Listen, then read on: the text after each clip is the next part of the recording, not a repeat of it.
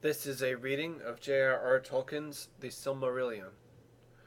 Chapter 12 of the Quinta Silmarillion. Of Men. The Valar sat now behind their mountains at peace, and having given light to Middle-earth, they left it for long untended, and the lordship of Morgoth was uncontested, save by the valor of the Noldor. Most in mind Ulmo kept the exiles, who gathered news of the earth through all the waters. From this time forth were reckoned the years of the sun. Swifter and briefer are they than the long years of the trees in Valinor. In that time the air of Middle-earth became heavy with the breath of growth and mortality, and the changing and aging of all things was hastened exceedingly. Life teemed upon the soil, and in the waters in the second spring of Arda, and the Eldar increased, and beneath the new sun Beleriand grew green and fair. At the first rising of the sun, the younger children of Iluvatar awoke, in the land of Hildorian, in the eastward regions of Middle-earth. But the first sun arose in the west, and the opening eyes of men were turned towards it, and their feet as they wandered over the earth for the most part strayed that way. The Atani they were named by the Eldar, the second people, but they called them also Hildor, the followers, and many other names. Apanonar, the afterborn, Engwar, the sickly, and Firamar, the mortals, and they named them the usurpers, the strangers, and the inscrutable, the self-cursed, the heavy-handed, the night-fearers, the children of the sun.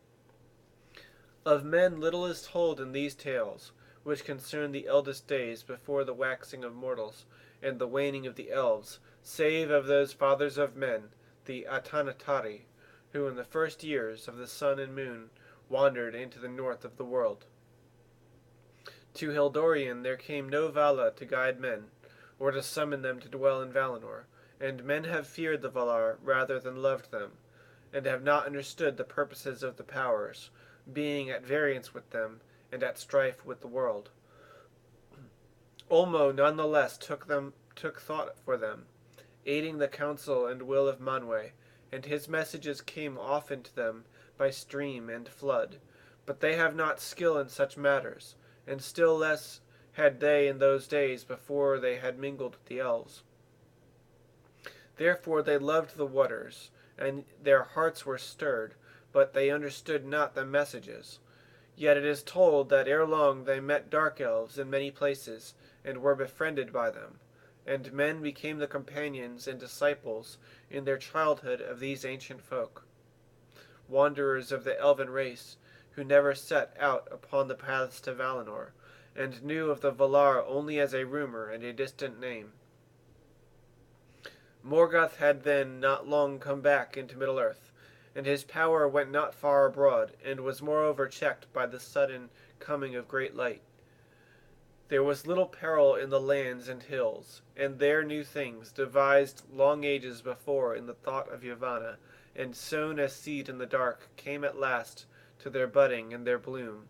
West, north, and south, the children of men spread and wandered, and their joy was the joy of the morning, before the dew is dry, when every leaf is green. But the dawn is brief, and the day full often belies its promise. And now the time drew on to the great wars of the powers of the north, when Noldor and Sindar and men strove against the hosts of Morgoth Bauglir, and went down in ruin. To this end the cunning lies of Morgoth that he sowed of old, and sowed ever anew among his foes, and the curse that came of the slaying at Alqualande, and the oath of Feanor were ever at work. Only a part is here told of the deeds of those days, and most is said of the Noldor, and the Silmarils, and the mortals that became entangled in their fate. In those days elves and men were of like stature and strength of body, but the elves had greater wisdom and skill and beauty, and those who had dwelt in Valinor and looked upon the powers as much surpassed the dark elves in these things as they in turn surpassed the people of mortal race. Only in the realm of Doriath, whose queen Melian was of the kindred of Valar, did the Sindar come near to match the Calaquendi of the Blessed Realm.